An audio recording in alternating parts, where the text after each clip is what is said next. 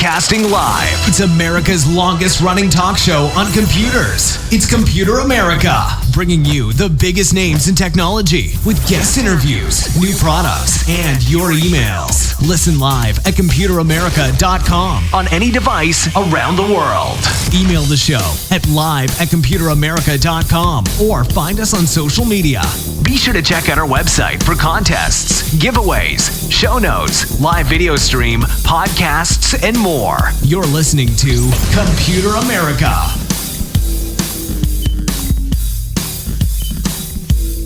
Hello and welcome everyone into the Computer America Show. We are the nation's longest running, nationally syndicated radio talk show on computers and technology. Everyone, welcome into the program. I hope that you're having a fantastic day and hey, you are ready for, well, the one, the only, Mr. Ralph Bond. He joins us every single Friday to talk all things science, tech trends, and it's always a lot of fun because he picks usually about 4 stories, and they're always great, and they're always kind of science-based, things that you may not have heard about, and I know for sure that we haven't covered any of these on the show this week, so hey, this is something that you're definitely going to want to stick around for. Now, before we do that, computeramerica.com, that's going to be super important because over at the website, we'll have access to the show notes, which will have links to all the stories. It will have everything that we talk about here today. And yeah, if you want to do further reading, if you want to get more information, or if you just want to, kind of be like, I don't know if Ralph has that completely right. Well, you can fact check him because he provides sources. He is a good student of science. Now, everyone, computeramerica.com, social media links, contests, all that kind of thing. Let's go ahead and just bring them on and get things started. So, it's been a whole week, and Ralph, welcome back onto the program. How you doing? I'm doing great. And Ben, today, our first 2 news items will take us down on the farm. So everybody in agribusiness, heads up. There you go. And yeah, there's a lot of stories here that I think a lot of people, as I said before, maybe had missed because, let's face it, there's a lot of things to grab people's attention around the world. And Ralph, when you look for stories, what do you try to do? Well, yeah, Ben, as you know, I'm an aggregator of science and tech news features I find monitoring a host of online news outlets, and I look for important and sometimes wild and out there wacky stories that don't usually capture mainstream press attention. And I'm always on the lookout for news that gives a glimpse into where we're headed in robotics, medical technology, sustainable energy technology, transportation advances, space research, physics, hey, you name it. And what I do with each news item is present the essential points and I hope in a digestible form. And I stress to our audience to check out the show notes you mentioned that you post on your site, because it will give you links, images, and so forth. We kind of brush the top of the stories. We get the greatest hits of each story. If you want to dive deeper into the technology, you need the links. You need to go to the source articles for the full story. Perfect. Yeah, and of course, we'll have them all there as soon as people can hear this. And in the meantime, why don't we go ahead and kind of get things started with, well, story number 1. And as you said before, agriculture, as always, one of the oldest professions in the world, being growing the stuff that we eat. How high tech can it really be? Yeah, that's right. It's right up there with hunting. There you go. Hunting and growing. Those are the 2 things we've been doing for a while. Mm-hmm. Okay. Well, the headline here is world's first ammonia-powered tractor with 0 greenhouse gas emissions. The source for the story started with Forbes magazine article. And it's just, I want to say right at the outset, thank you so much to the media relations people for the company we're going to talk about and the CEO of the company in question, because they were super helpful in follow-up questions I had back and forth in emails. Very cool. Really want to thank them so much. But again, let's get into the story. Brooklyn, New York-based Amogy, and that's AMOGY, recently demonstrated a John Deere tractor retrofitted with a system comprised of a standard liquid storage tank and highly efficient ammonia cracking modules integrated into a hybrid fuel system. And when I read this article, the first bell that went off in my head, I said, ammonia cracking modules. What the heck's that? Well, an ammonia cracking module converts the ammonia into hydrogen plus nitrogen. And here's the key. The hydrogen produced from the ammonia is then used to power the tractor's engine with 0 harmful emissions exhaust, as you know, with hydrogen fuel. So Amogy's experimental tractor can use any ammonia. And this is where the head of the company in correspondence in email really helped me out here. Explain this whole business about ammonia. So again, Amogy's experimental tractor can use any ammonia to produce hydrogen fuel. That includes today's fossil fuel-based conventional ammonia called gray ammonia that is typically produced using hydrogen from natural gas. So option one, gray ammonia, basically usually from natural gas, fossil fuel, of course. But here's what's really compelling, Ben. Amogy's system can also use something called green ammonia. I knew nothing about either one of these forms of ammonia, to be honest with you. So it can also use green ammonia, which is a non-fossil fuel-based, climate-friendly alternative. So green ammonia is produced by using renewable solar, wind, or hydropower to generate electricity. And that then runs an electrolyzer that extracts hydrogen from water. Ding, ding, ding. Instead of natural gas, we're talking about getting the hydrogen from water, while the nitrogen part is extracted from the air using an air separation unit. So according to the Amogy team, green ammonia will become increasingly attractive as an alternative to gray ammonia as production ramps up and it becomes cost competitive. Sometime they predict between 2025 and 2030. So not that far in the future. So in conclusion, in the not too distant future, we could see heavy utility and transportation vehicles with systems converting green ammonia into hydrogen, kind of the ideal holy grail scenario in terms of climate change friendliness. And let's see. Oh, and then all of this, by the way, thanks to innovators like Amogy, the company behind this tractor retrofit, and global companies now working on producing green ammonia in Germany, Norway, the United States, the UK, and France, and elsewhere as well. I mean, learning about green ammonia to me was really, really interesting, and it bodes well for a future where we could have emissions-free transportation. And the other thing I want to stress is that I mentioned in the bit about not too distant future, we could see heavy utility and transportation vehicles. They're even talking about things as large as ocean going cargo ships. So this is something to really watch. This is something to really pay attention to and watch. I love this story. And again, thanks to all the team at Amogy for all of their help in correspondence with me. Yeah, for sure. And also, you know, being cost competitive in less than a decade, that is, you know, that's really, really incredible. Beyond that, I mean, hydrogen is definitely picking up steam. Maybe that's a pun. I don't even know. But anyways, it's definitely picking up steam, and it's going into buses. It's going into, you know, boats, as you were kind of saying, and to see them be able to retrofit other vehicles. So like, you don't even have to, like, you know, say like, hey, instead of putting in a gas engine, put in one of ours, you know, at production. No, you can, let's face it, tractors probably have a farm life of 30 plus years. So to be able to go back and, you know, kind of rework these things to make them work like this is, you know, just so cool. And, you know, to be able to see it move, you know, with this kind of fuel, really just, you know, really shouted to me that we can start to chisel down. Because, Ralph, I went to go look and see, you know, how big of an issue is it that they're trying to tackle, at least here in the United States. And, you know, obviously 11% of the total U.S. greenhouse gas emissions comes from the agriculture section. Agriculture section. That, of course, includes, you know, cows and things like that. But, hey, it's only been increasing since 1990. And stuff like this can maybe turn that curve and you know, start bringing it back the other way. So and I love your steam joke nod, because of course the emissions from a hydrogen engine are water vapor and heat. Right. Yeah, and hey, that's exactly what we need. Just, you know, less greenhouse gas emissions. And of course, thank you for turning me on to the new phrase. You know, green and what was it? Yellow ammonia. Gray and green. Green, yellow ammonia is something different. That's I think how most people think of ammonia. So there you go. So there you go. Green and gray. Let's go ahead and jump on over to story number 2.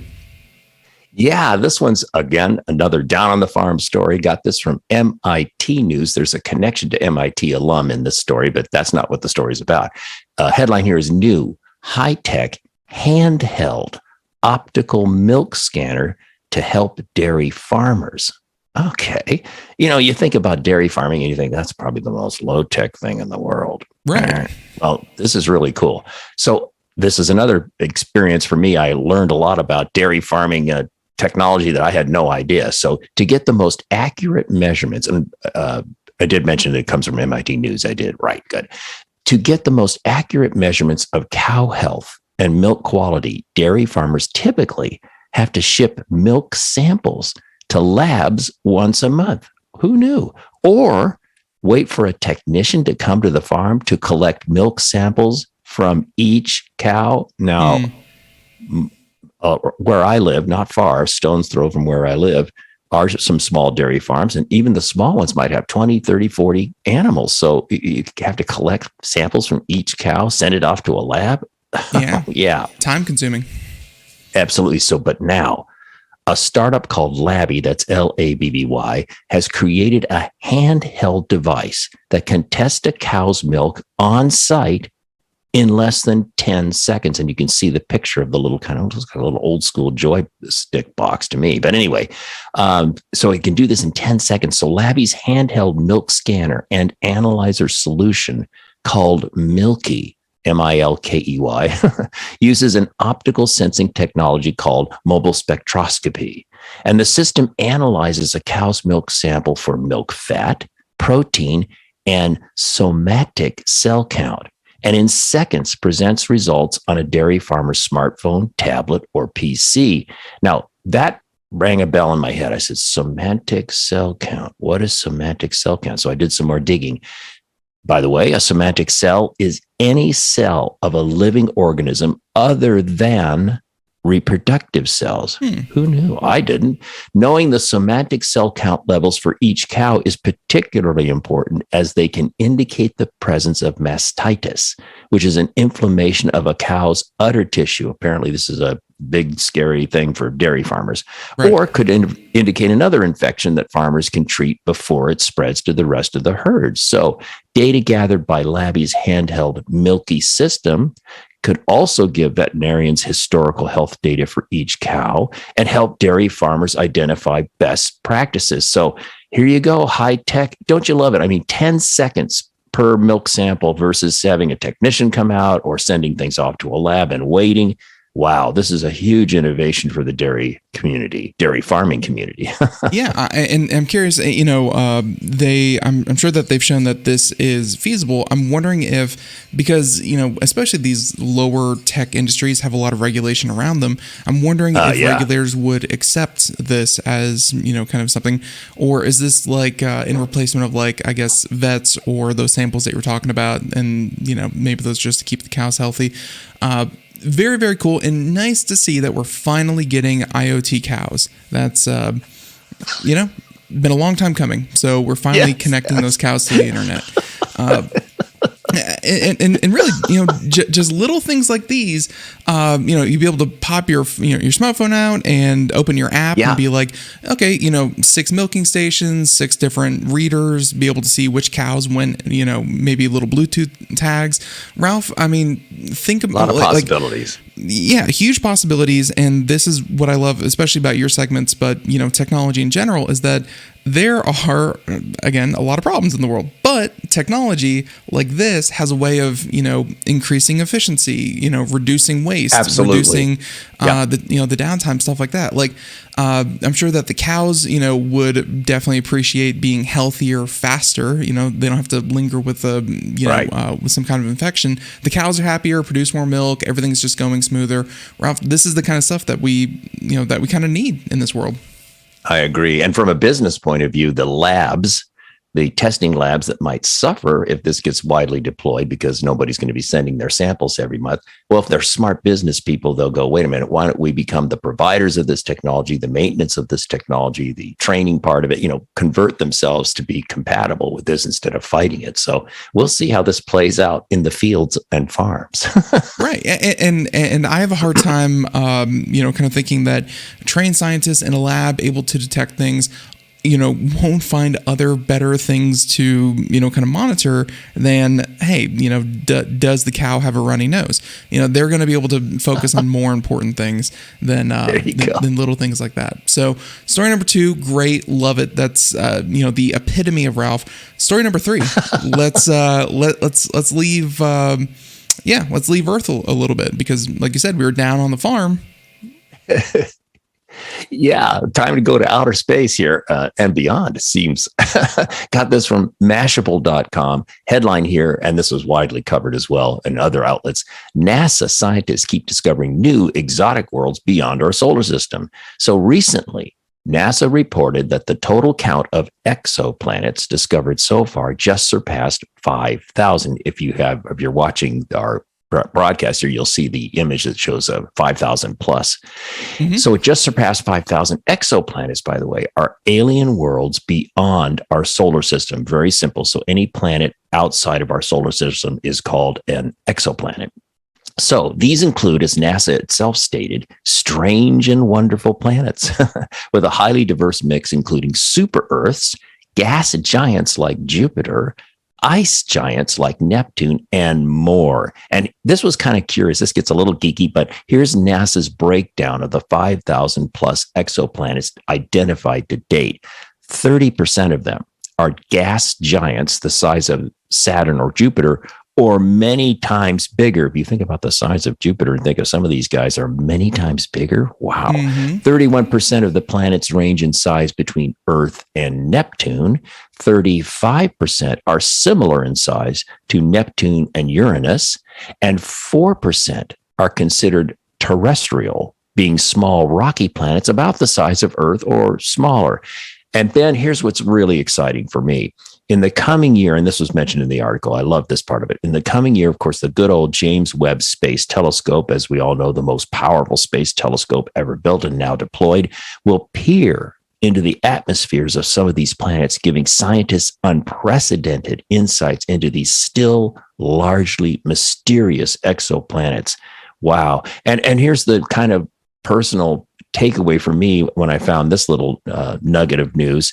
Discovering, or this factoid, I should say, discovering 5,000 and counting.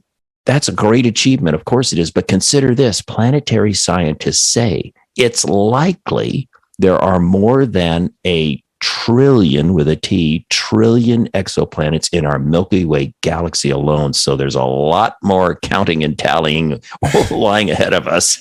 But wow, I mean, a trillion exoplanets. And sometimes I stop and think, if there's a trillion exoplanets, something's got to be out there that's alive. Just what was it, yesterday or the day before, the Chinese were claiming they had signals from possibly an alien world, but some people are debunking that. But there's got to be something out there when you have a trillion exoplanets. Something's got to connect. Yeah, it's really incredible. And, just our galaxy, the Milky Way, a trillion just in that. And according to a quick Google search, according to our best technology, we have about an estimated 170 billion galaxies in the universe. So clearly the numbers are, going to stack up even more and more and more. And then, but they say that, but we know more than that. And our modern estimate is even grander. So, some even put that number closer to 2 trillion galaxies, because Ralph, when we talk about space, you have things like dark matter and, things that we really don't understand. We kind of admit to ourselves that it's, just like these exoplanets, when you start looking, you'll start seeing different things, and the estimates change wildly because the universe is massive. By the way, I wanted to, because this just happened 3 days ago, didn't cover it on the show, and I wanted to, kind of pull this up. So this is from NASA. This is their press release here, James Webb Telescope, obviously, and let's see, I think it's at, wow, did I just mess everything up? I think I did. Let's just go here. First images, let's see. Was it right here? Oh, cool. The first, yeah, these are supposed to be the first images. Actually finding them in this. How exciting. Let's see. Okay. On this. Okay. So NASA.gov web as in James Webb. So WEBB, first images. Ralph, this website, I could probably link in the show notes, but this will be the place where this will be the site where they post the first images from James Webb. How cool. They were supposed to be out about 5 days ago. So they're a little bit behind schedule. But yeah, that's okay. I'm definitely looking forward to finally seeing that as well. So there you go. So there's that. Okay, so that's story number 3, and wow, that expanded the mind. Let's go ahead and move on over to story number 4. Yes, and story number 4 is something you and I talked to off air after last week's show, and thank you so much for encouraging me to pursue this. It's a story that I picked up from the Washington Post, and the headline here is Small Cancer Drug Trial Sees Tumors Disappear in 100% of the patients tested. Very and nice. This was widely covered in the media, TV, radio, newspapers, everything, because it was such a blockbuster. So I acknowledge that. Mm-hmm. But I wanted to make sure to promote this and to ensure that our viewers/listeners heard this good news. So for some of you, this may be a repeat, but it's so profound and important, as you correctly pointed out last week, Ben, that I wanted to get into this. So here we go. So the recently released results of a small drug trial revealed that after 6 months of an experimental treatment, cancer tumors vanished in all 14 patients diagnosed with early stage rectal cancer. And I'm going to jump almost really to the conclusion here. The implications of this go beyond just rectal cancer. Okay. So this amazing outcome was recently reported in the New England Journal of Medicine. The patients in this group all shared the same genetic instability in their rectal cancer and had not yet undergone treatment. So they had cancer, but had yet to start any conventional treatment. Each was given 9 doses of intravenous dostarlimab, a relatively new drug designed to prevent a cancer cell from producing a specific protein that causes our immune system to withhold its cancer-fighting response. I think I want to read that one more time. This is a relatively new drug. So this can sink in, folks. A relatively new drug designed to prevent a cancer cell from producing a specific protein, this bad boy protein, that causes our immune system to withhold its cancer-fighting response. It's like this nasty little protein that says, body's mechanism to defend itself, I'm shutting you off. It's like a cloak. So dostarlimab is known as a checkpoint inhibitor, which means that instead of killing cancer cells outright, it allows a person's immune system to kill the cancer cells on its own. That's the bell ringer. So after 6 months of intravenous dostarlimab treatments, scans that once showed knotty, discolored tumors in the 14 patients instead revealed smooth, pink tissue. Hallelujah. No traces of cancer were detected in the scans, biopsies, or physical exams of the 14 participants in this small trial. And the results were so successful that none of the 14 patients who completed the trial needed follow-up chemo, radiation, or surgery, nor did any of them have significant complications from using the drug. And again, I tipped this off earlier in our comments a few moments ago, but here's what's really encouraging. We can leave you in this dark, horrible world of wars, viruses, economy, gasoline, all the negative. I'm going to leave you with a beacon of hope and light. And here's what's really encouraging. This groundbreaking development could lead to new treatments for other cancers as well. Wow. I mean, wow. What can I say? Up until now, and as far as I know, I mean, last week you covered, kind of maybe bring up to you later was The idea that you could maybe prevent cancer by treating antibiotics, and that would maybe shut down one type of cancer, but as to actually curing a cancer that has started, that's really not something that we're used to seeing. Right. So right. Stories like this are just amazing, and it's perfect. I love it. Ralph, I think that is as good of a place to kind of end it as we can possibly hope for. And everyone, if you want to find out more, of course, the article goes into more detail over at the Washington Post. And of course, we'll find all those links over at computeramerica.com. Ralph, I want to thank you so much for coming back onto the program and sharing these stories with us. They were all great, especially the gray and green ammonia story, another type of fuel to kind of pay attention to. And everyone, if you want to find out more, computeramerica.com. Also, we'll have a link to Ralph's site as well. Until next time, everyone, have a great day. Thank you so much. Bye, everyone.